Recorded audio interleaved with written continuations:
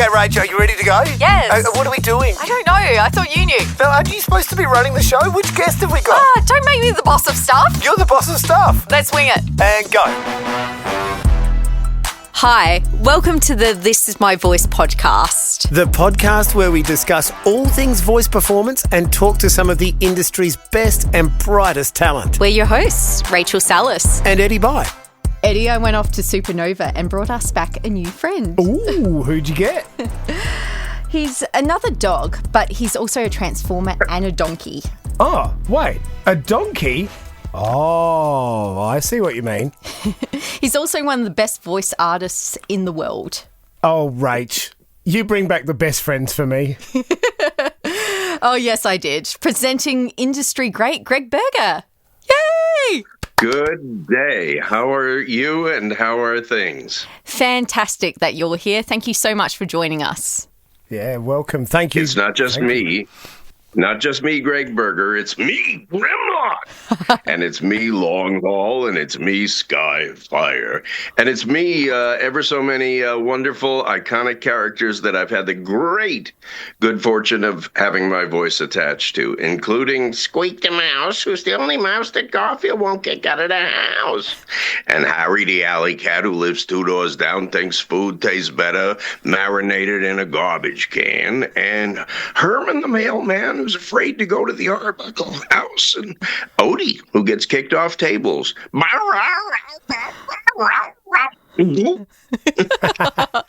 a pleasure to have you all. And I believe you mentioned good old Eeyore, who I have the great good fortune of inhabiting the hooves of.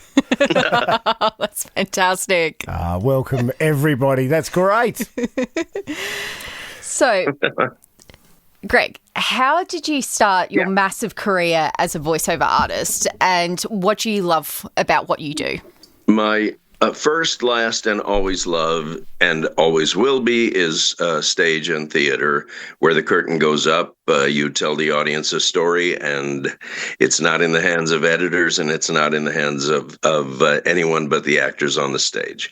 I had the incredible opportunity presented to me by Gordon Hunt, who was doing all of the voice direction at Hanna-Barbera. He had seen me on stage, and of all things, in a show that I was understudying in. Half hour came, and I went into adrenaline overload because it was the first time I was stepping into the roles. There were several, and it was kind of aerobics for actors. He came backstage and specifically asked to meet me. And he said, if you're as versatile as what we just saw on stage, we should know about you at Hanna-Barbera. I said, if this is an opportunity, I am seizing it. I am ready. I would love to be doing what you're doing. If you could move my demo from the bottom of the pile to the top, I would love to be working with you where you work. He said, you got a lot of nerve, huh? And I said, normally, no. And always at my expense. But if this is an opportunity, I'm making myself available. He said, don't get me wrong. I love it. You busted me. I deserve it. I can't wait to work with you. And he had me in less than a week later for a peripheral role, and very shortly after that for an episode of what they were calling the New Jetsons. And I was Curly Quasar, and I had a blind date with Judy Jetson, and the episode still airs. And in the room were all so many of my voice heroes, and I was seated next to Mel Blanc, who was the voice of Bugs and Daffy and Sylvester and virtually the entire range of Looney Tunes characters that were my jam when I was growing up. And he pulled me aside and he said, I'm doing this so that you know you're where you're supposed to be. Then he introduced me to the room as the new generation of voices. And it's that one night changed every day of the rest of my life. And that's not an exaggeration or a lie. I've just got to pick my mouth off from the floor because, oh my God, That is so cool. But to be seen doing what you do, not knowing that someone is in the audience and about to change your life is just extraordinary. I'm an optimist. I believe opportunity happens for many, if not most. And that's why it's so important to be ready when and if it does. Do your homework. Build your skills. Never stop learning. Never stop growing.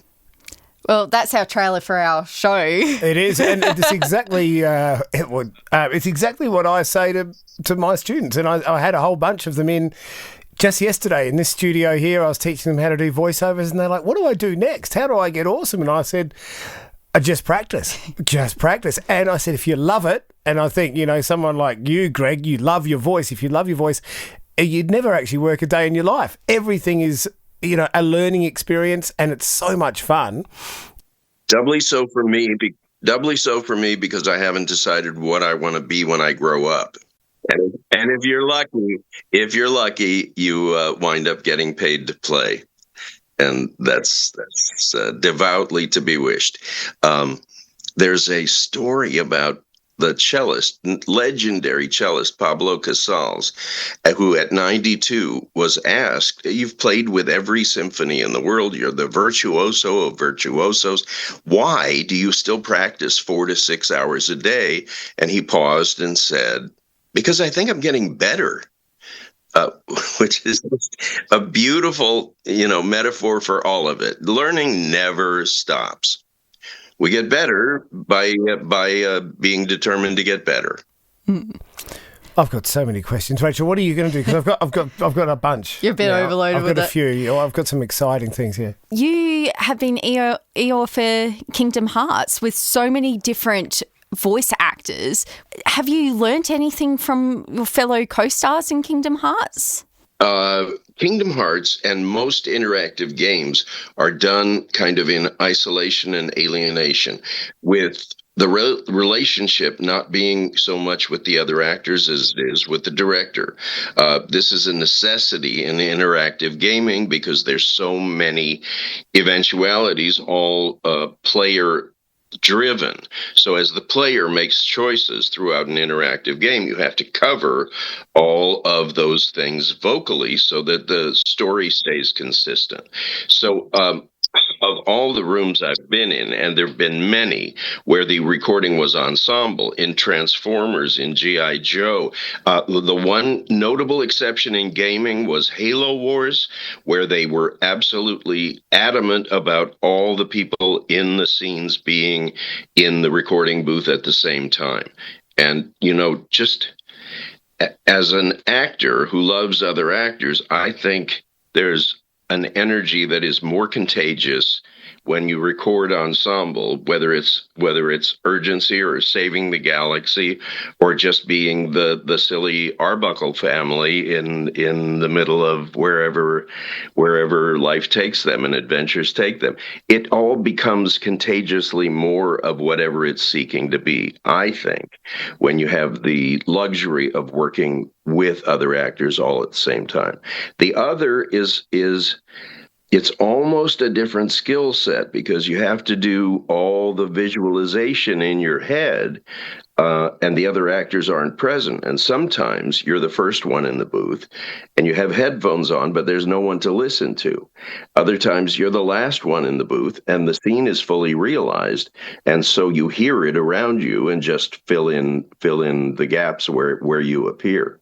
It's a very important skill to acquire, but it is different than recording ensemble, where in essence you're doing radio play. If you removed the beautiful artwork, there would still be a fully realized radio play with music and effects. When you're the first in the booth, you're setting the tone, are you not? Or how do you decide what tone to set? You don't decide. You stay adaptable. You stay in the moment. That's why improvisation is such an important learning tool for animation and interactive actors. You have an incredible sense of trust in the director if things are going to go well. They have the story Bible. They have the cues. They know things that if you are resistant to them in the booth, you're doing a disservice not only to them but to yourself. And sometimes it's hard to just remain adaptable and flexible and directable. But man, it makes all the difference if you're carving out a career rather than a single appearance. You need a good director then, right? You need to have full faith in that director because otherwise it can go wrong. There are good ones and then there's ones that aren't so good as well. I'm talking about sort of my work. I think I'm a brilliant director, by the way. I'm outstanding. But you go right. I have no doubt. Talking about the ensemble thing, I'm sorry, my little voiceover workshop that I did is so fresh in my mind at the moment, but I play an example to my students of a two-voiced radio commercial, right? And you got two chicks sitting at a cafe talking about a new housing development. And they're like, my husband likes the golf course up the road and I like the shops, blah, blah, blah, and da-da-da-da-da. And it's really disjointed, this ad. I find it's the perfect example of when two voices are recorded separately and then they're stitched back together and sort of sticky taped together. And there's no magic between them. Problem. Yeah, that's right. And even the best actors that I work with, when we do multi-voice stuff, I find I'll move heaven and earth to get them in the same room or at least down the line together so that they can match each other's energy. I find that 1 + 1 = 3, or that there's a certain magic between the two actors when they are talking genuinely to each other rather than just doing lines. Yeah, it is. So I think the ensemble's the way to go. It has to be the way to go. Otherwise, I find you don't get that theatre of mind, I couldn't agree more. And given the option, when the option's available, I think it makes it easier to play, easier to stay in the moment, easier to talk and listen and respond. So, yeah, that's my first preference by a mile. And you had mentioned Kingdom Hearts. I've done many projects as Eeyore for the last 20 years. So different departments use different actors. I'm one of them. I get to lose my tail in the 100-acre wood. Probably gonna rain. Usually does. At least on my house. But so I tell people with Kingdom Hearts, these anime kids come in with hair going this way and hair going this way. And I'm just looking for thistles, mind you. Anyway, you need to realize characters in 3 dimensions and actually be able to live them in and out of the studio. You should have such a strong sense of character. And by the way, the studios and anyone casting is not casting. If it's a project that has a story, you want characters that you can care about. They're casting characters. They're not casting voices. Many people say they have an interesting, quirky voice, and should they be pursuing voice work? Maybe, but that's the beginning of the process, not the end. Now start doing homework, acquiring skills, learning, growing. 100%. Completely agree. And sorry to keep going. I'll let you do some questions in a sec. Going back to the voiceover workshop again, but I often get, people with amazing voices come in, like the guy with the deep voice, or, someone who their mum says, you've got a great voice, you should do voiceovers. So they come in and do my workshop. I've got pipes and all I have to do is show up. That's right. And then by the end of day one... Wrong. Yeah. Well, no, it's not wrong, but they realise really quickly by the end of day one, they go, crap. There's so much more to it. I do a small little module on voice acting. And these people, they look like stunned fish half the time. They're like, what do you mean you're an actor? And I'm like, no, that's you're acting, but the only thing it's just what's coming out of your mouth that is all the acting. That's so important. And it's great fun to watch that. And I think, with a bit more experience, like I've been doing voices for 20 plus years or whatever, you get to be a good actor. And you understand and you find the character and that's part of the fun, being someone else for a short period of time all together and letting go of yourself. It's the best part of the job. Totally. Totally, totally, totally. But, when someone comes in with that deep voice and says, I have pipes, the question is, how are your interpretive skills if you're going to do narrations or trailers or commercials? What is your point of view when you read copy? There's much to learn. And then, hey, hallelujah, you've got that magical voice, and now you know what to do with it. That's exactly right. Exactly right. Rach, you asked some questions. Sorry. No, you're fine. He's passionate. It's good. Yeah. You were part of the documentary I Know That Voice, which should be mandatory for anyone that's wanting to know more about voice actors. What was it like talking about your work with fellow voice actors, so with your experiences in the trenches? Well, out of 90 or 120 minutes of interview, I have a very short contribution to the film itself. But, it's no different than today. Anytime you're talking to interested parties about something that we all love, it's easy to talk, but I'll say the same thing about panels at conventions. I learn things every time someone asks a question that I really hadn't considered. I think that's true for everybody, if you really care about the question and care about your answer. So it was a top-notch crew, and they were looking to give a sense of all aspects of the performers, the studios, and the entire industry. So as we have longevity, we learn things. You learn by surviving, and it feels good to pay it forward, to give back, to just reflect on things that have been important to you and what you learned from them. My next question, because this is a educational podcast, we asked all our guests about what would they like to learn in the voiceover industry. And I spoke to you at the Supernova panel, and you mentioned it was about animal voices, which was quite surprising because you voice Odie the dog and do a darn good job of it. So what do you mean with with animal voices? Oh, I was actually referring when we spoke to creature voices, which is kind of a highly specialized field. They can be, just like Grimlock, tonsil busters to create goblins and ghouls and things that are just in the background of so many shows that where everything goes wrong and everyone's in danger. I actually tend to shy away from them because I think they're really harsh as a rule. I mean, they're meant to be terrifying, and so they can be really demanding. And I know some people who do a creature session and then immediately need a week off because of how battered their voice has become. You want to be the best juggler you can be.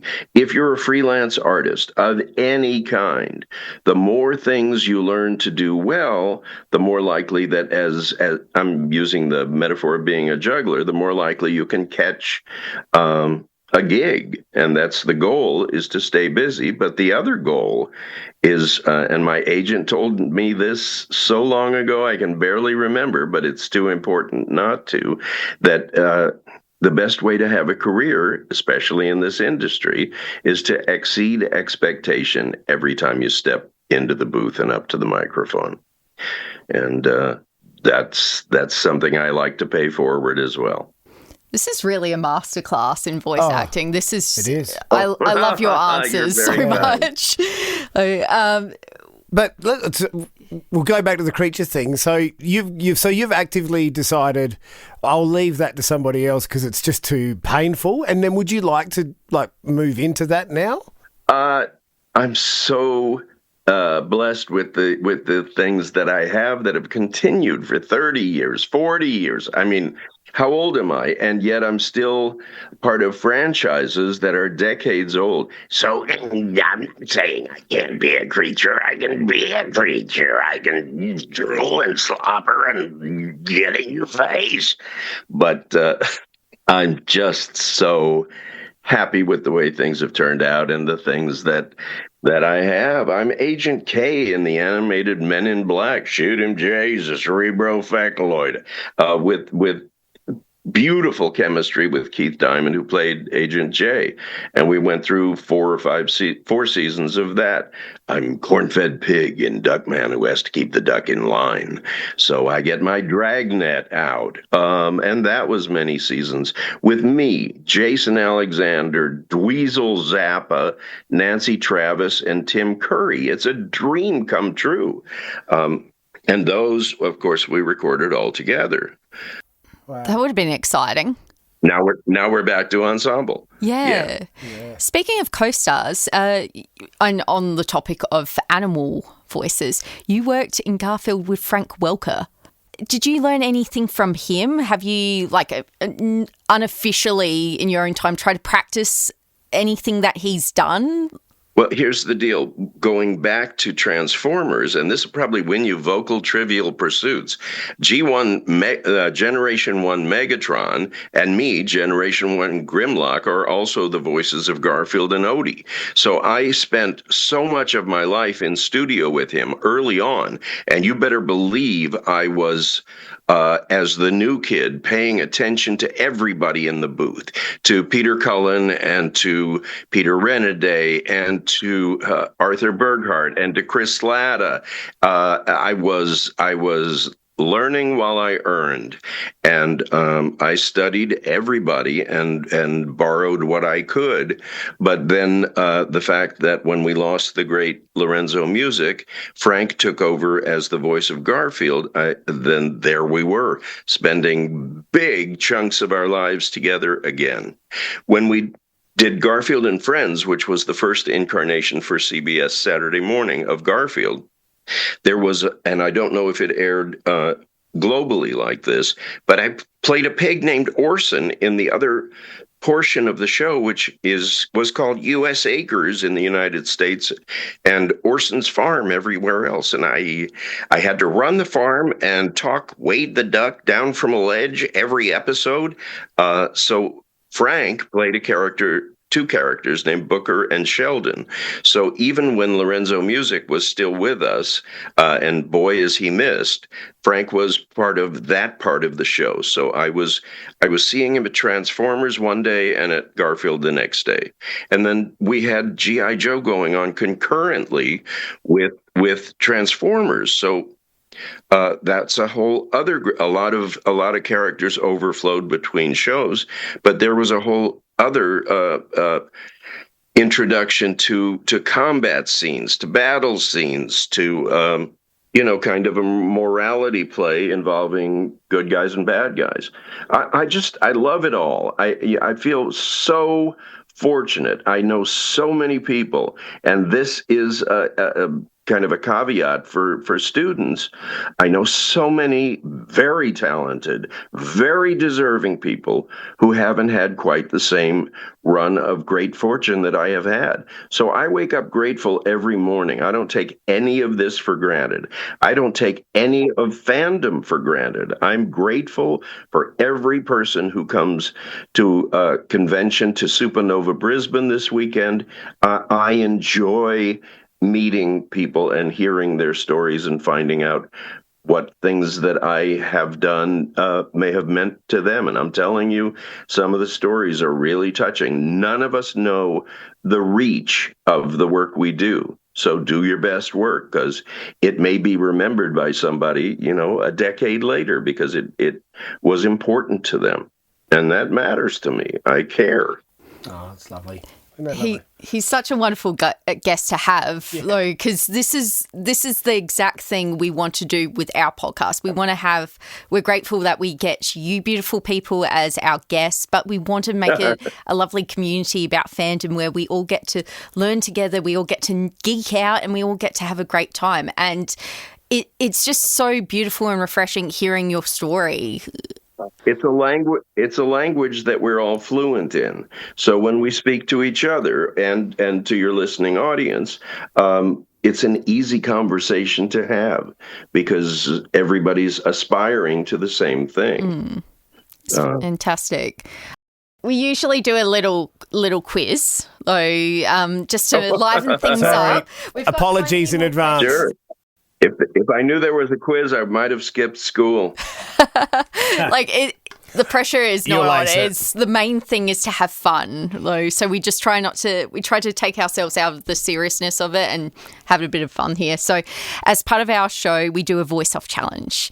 So I'm going to name a category or franchise or a cartoon. So if you can voice a character or anything that applies to the subject matter, the main point is just to have fun. So we're just going to challenge each other and just right off the cuff improvise. So are you ready to go? Let's find out. Yes, let's find out. So a Family Guy character. I like Peter Griffin. I think he's very interesting, and I like his slant on the world, except that he doesn't know what the heck he's talking about. Good. Oh, Peter. That's really good. I like your Lois. Oh, shucks. Any Star Wars characters? Well, Darth Vader is very fond of saying, "Die, Jedi, die." And I do a character named Kalani who came in Clone Wars and returns in Star Wars Rebels, who is the first super tactical droid general, devoid of emotion. Or is he? Is he sentient? We don't know. But they wanted to hear a hint of Spockiness. I mean, I made up that word, but it's questionable. He seems so sentient. It's hard to believe he's a droid. That's so good. And Mark Hamill's a friend, and I'm surrounded by Star Wars people. Because of voiceover, we've done some Batman stuff together, and he was a brilliant Joker on Batman. Oh yes, Sorry, it's not my quiz; it's your quiz. I'm stepping in. Sorry, I just got a little distracted with the fact that Focus you work on with the Mark quiz, Hamill. Rachel. Focus on the quiz. Okay, There Zen. we go. There we go. Refocus. This is Jar Jar Binks. I am the worst character in the whole Star Wars franchise. It's fantastic. You're not asking me to do that because I can't do that. I can't do what you do. You've got just such a booming presence with your voice. Thank you. Disney. Well, I'm sure I could probably take a good stab at Mickey Mouse. For a guy with a low voice, I have the ability, if I need to make it a lighter voice and a higher voice. But that's just painting from a different part of the palette, right? We all decide where the voice originates from, and then go there if we can. Great. I'll do Minnie. Oh, hi, Mickey. Oh. I'm so sorry, Minnie. I didn't mean... Well, I was out swatting flies and I got 7 in one blow. I didn't even see you come in. I was preoccupied. Oh, it's okay. That's okay. Why don't we go for dinner? Do you like cheese as much as I do? Oh, I love cheese. Off we go. I'll just leave the room, I think. You guys can do your so thing. good. That's great.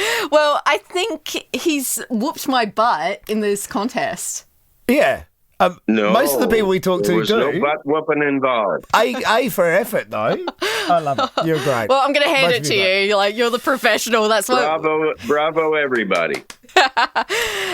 No, I was going to say the one other piece of advice I would put forward, and I'm a dream feeder, not a dream killer, is that there's always room for someone new, unique, and fresh at the party, but make sure that you bring something to the party that's not already at the party.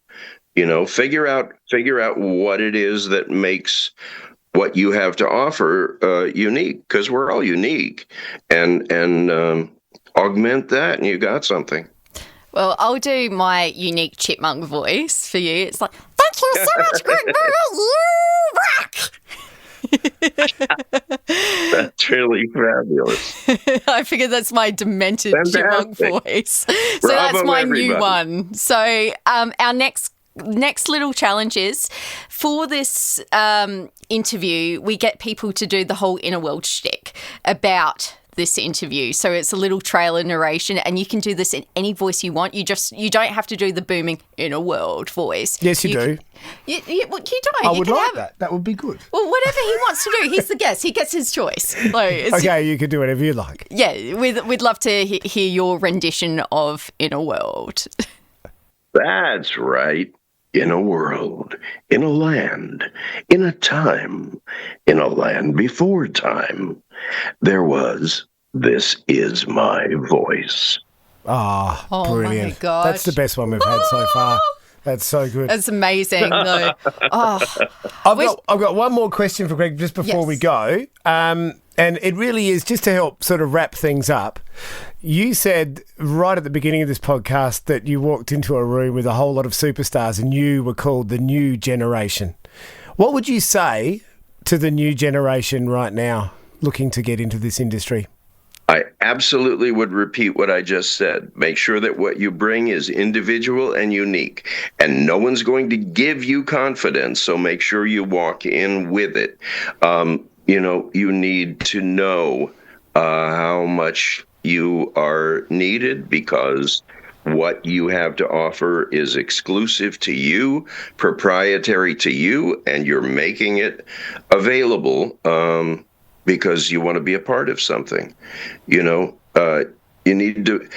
need to focus as much on presenting yourself as you do on what you have to offer once you achieve that audition, that opportunity. And when you step up to the mic, remember, no one else is occupying that space at that time. So don't waste the time of the people who are on the other side of the glass.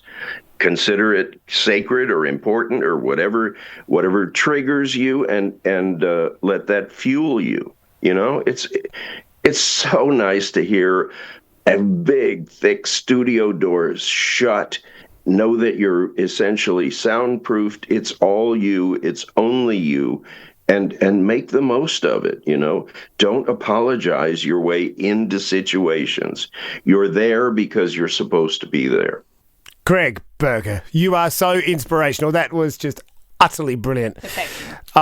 Mate, thank you so very much for your time today.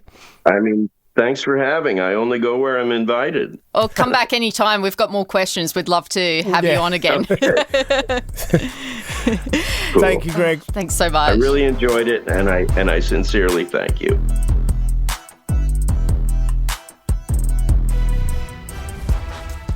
Thank you for listening to This Is My Voice, the podcast about all things voice performance with the world's best voice artists. If you like what you heard, feel free to leave a review and don't forget to subscribe. This episode has been brought to you by the Australian Radio School and delivered to your ears by the Ozcast Network.